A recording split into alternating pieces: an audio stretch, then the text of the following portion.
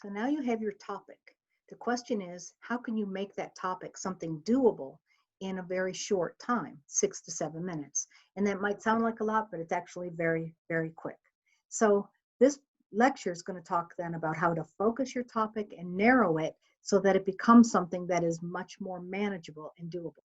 You still need to work with your instructor on this because my experience is that students almost always chew off or bite off too much for them to chew in just 6 to 7 minutes. So your instructor will often say, gosh, your first point is a whole speech in and of itself. So always work with your instructor to make sure that you've sufficiently narrowed your topic. This will tell you then how you can go about narrowing your topic. And it's through the process called purpose statements. And purpose statements aren't just kind of general ideas. They're very specific sets of guidelines to help you work through that narrowing process. So you begin with a general purpose, and that general purpose is always provided by the assignment or your instructor. So we know for this first speech, this informative speech, that the general purpose is to inform, right? Not a big trick. So it's already provided for you. The specific purpose then, once you have the general purpose, then you have a specific purpose statement. And that specific purpose is actually what is targeted for the audience. So it's audience-centered language, as I'll discuss. And then you have something called a thesis statement or a central idea statement. And this thesis statement is different than what you've been taught in English writing. The thesis statement clearly states the three main points of the body of your speech. You articulate that in very clear, concise language, which we'll discuss. But this is different than how you've been taught about a thesis statement. And that's why I want to be very clear about the fact that this is different. Okay? I can always tell when students are not reading, listening to lectures, or paying attention because they apply information. I know what a thesis is, and then they write out a thesis statement that in no way reflects the material for this class. So a central idea statement, also known as a thesis statement, is something that provides the three main points of your body. So let me begin by talking to you about the rule of three before I develop those other ideas more. So the rule of three is something that you learned about when you were watching Sesame Street. The three is the magic number. You remember that song? Three really is a magic number. The rule of three is a powerful tool that can help speakers as well as writers communicate their ideas. The theory holds that things are more pleasing, more salient, more memorable when ideas come in threes. Three is the smallest number that you need to create a pattern, and it's the easiest way for us to retain information. So you should work your thesis statement into threes, which is why I said in a previous lecture that you need three main points, right? And this is why, because the rule of three helps audiences remember your information. And communication is always audience-based, right? What can I do to create clarity for my audience? So the rule of three is that. And this reflects the way that we process information. When you start to understand the rule of three, you're going to see it everywhere. And it is everywhere. Blood, sweat, and tears. Rock, paper, scissors. Calm, cool, and collected. Stop, drop, and roll. Stop, look, and listen. Life, liberty, and the pursuit of happiness. Reduce, reuse, recycle. Goldilocks and the Three Bears. The Three Little Pigs. The Three Musketeers. Newton's three laws of physics. If you know about photography, you know the rule of thirds. Rules of three are very common because this is how we process information. So you need to work with the rule of three in creating your thesis statements. So let's talk about purpose statements, okay? The rule of three and purpose statements. You should identify three aspects or three steps or three parts of your topic that you want to present to your class. So you need to focus on three elements, okay? The term three is actually used in the specific purpose statement. I'll show you. And then the three specific things that you're going to develop are developed in your thesis statement or your central idea statement. And I'm going to show you each of those. So let's talk about each of these things. First, you have a topic, then a general purpose, a specific purpose, and a thesis. And this information, if you look at the sample outlines or you look at the information provided, all of this is at the top of your outline, of your written material. I always know when people are not paying attention to class because they don't include this in their outlines. But this is critical because it explains the varied steps in narrowing your topic. So you begin with the topic. The topic helps guide you through all of the parts, but you need a clearly phrased topic. So you shouldn't be talking about, for example, space. My topic is space, because then your instructor will correctly say, what about space? What do you want to talk about space? Do you want to talk about 3 layers of space? Do you want to talk about traveling in space? Do you want to talk about walking in space? What about space? So instead, you might say, I want to talk about the 3 steps involved in walking in space. And that's a much more clear topic than space, right? So what about it?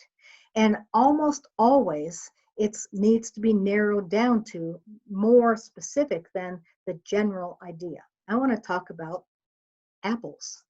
Well, what about apples? 3 things you can make with apples.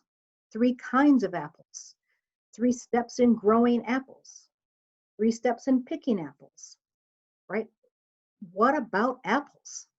So you really need to think about what about the general topic I want to talk about. And so your topic should not be apples. It should be the 3 steps in picking apples, okay? Then you have a general purpose.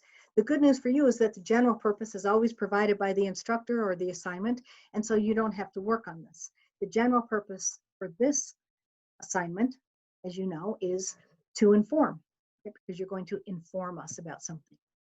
And then the specific purpose is something that is always audience-centered, and I'll develop this in a moment, but it's focused on the goal of the speech using audience-centered language. And then the thesis statement identifies what those 3 main points of the body are, and it spells them out. So once you have the thesis statement, you have the structure for your speech. But it comes through a series of, I'm not sure, let me figure out what about the topic, right? So you've got to, once I know I'm not just talking about apples, but I'm talking about picking apples, then my specific purpose is much more clear, and then I know my thesis is much more clear, rather than apples. I want to talk about, you know, golden delicious apples and making a pie. So you can't do that, right? That's too much. So narrowing the topic will really help through this process. So let's talk about specific purpose statements. We've already talked about, now you're going to talk about a more specific part about apples or about space. And what about them? How am I going to make that into a specific purpose statement? And if you remember, I said that the language for purpose statements, the specific purpose is always audience-centered. Good communication is always audience-centered, right? How do I make this clear to an audience?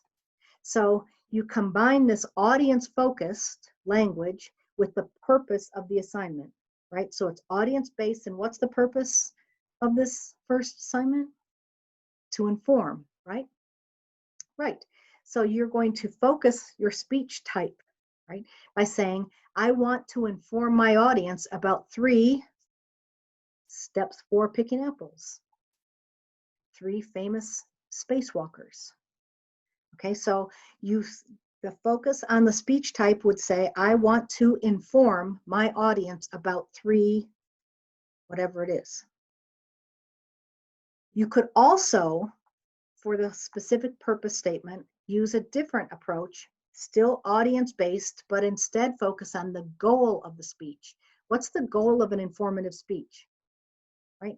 You want to create understanding in the audience.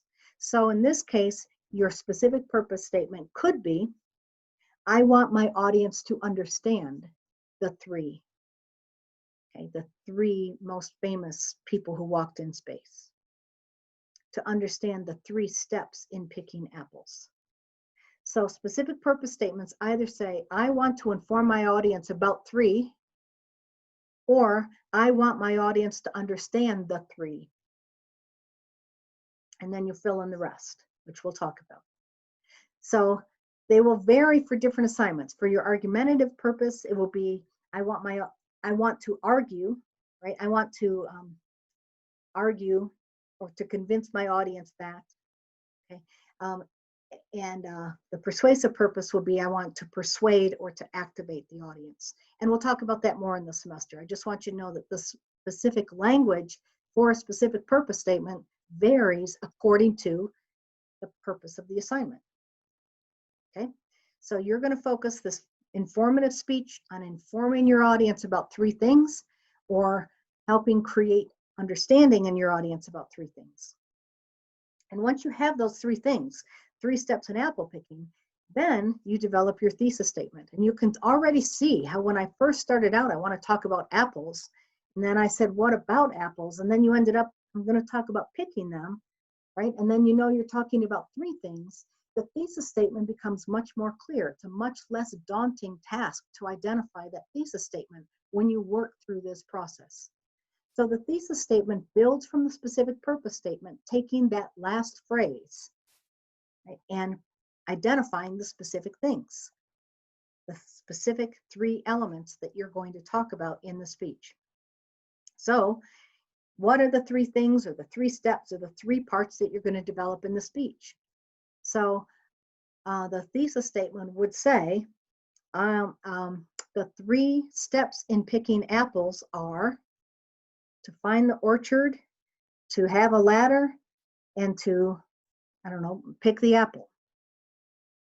I have never picked apples before. Can you tell? I don't really know why I generated that topic during this lecture, but I did. This is the 4th time I've done this lecture, and apples is the first time that came up into my brain. So anyway, the thesis statement will identify the 3 things that you are actually going to develop for your topic. Okay, the thesis statement uses those numbers, which are then spoken out loud in the delivery of the speech. So the thesis statement says, the 3 steps for picking apples are: first, to identify an orchard; second, to take the ladder; and third, to pick the apples. Okay, so you identify those 3 specific things. The numbers that you use, first, second, third, are called signposts. We're going to use that language a lot. I'm going to refer to them a lot. I'll talk about them in more detail later, but they are absolutely vital for an audience to be able to understand what you're talking about and to follow your ideas. Good communication is always audience-centered. So yes, you need to say those signposts. Let's go through some sample purpose statements. These are ones that I've thought about before rather than apples. And so I'll be able to develop the process here a little bit more specifically for you. So let's begin with the topic of dog training. The general purpose is to inform. That's for everybody. The specific purpose is, I want my audience to understand 3 kinds of dog training. Please notice I have the 3 right there, and I have the language of audience. In this case, I have the goal, right, of audience. I want my audience to understand. I might be able to say, I want to inform my audience about 3 kinds of dog training. The thesis statement then identifies those 3 kinds of dog training. 3 kinds of dog training are: 1, behavior training; 2, obedience training; and 3, activity training. This thesis statement is not only at the top of your speech, it's also the last thing that you say in your introduction. It's the preview of your main points. Let's look at another. Oh, the structure of this is topical. And the lecture on structuring, that's going to matter. And so I'm just going to highlight that for now. Another example. The topic is making pizza. I want to talk about pizza. Okay, what about pizza? Well, I'm going to talk about making pizza. Great. So my general purpose is always to inform. The specific purpose is, I want my audience to understand 3 steps in making pizza. Right? Once you have that topic and it's more clear about what about it, the specific purpose is pretty clear and easy. And then you've got the thesis statement. 3 steps in making pizza are: 1, making the crust; 2, assembling the ingredients, and 3, baking it in a very hot oven. The structure for this is chronological. When we talk about structuring, that will be important. Another purpose statement. Let's talk about flutes. The topic is the flute. The general purpose is to inform. The specific purpose is I want my audience to understand the 3 parts of a flute. The thesis statement. 3 parts of the flute are the head joint, the body, 1, the head joint, 2, the body, and 3, the foot joint. Note that this is spatial structure. Here are some practice purpose statements, and these are from the generative topics that I came up with brainstorming. Okay, and so you would take some of these and you would identify the topic, which I've provided, the general purpose, which is provided, and then the specific purpose in the thesis statement. And there are a couple of exercises like this on Top Hat so that you could practice purpose statements for any of these topics. If it were me, I would write today, I would do blue whales because I'm a whale person. But any of these are actually pretty interesting to me that I have some knowledge and some experience with. And so these would be interesting topics. And you could identify 3 aspects of these topics to create a thesis statement. So take your topic and then narrow it using the process that we've just discussed.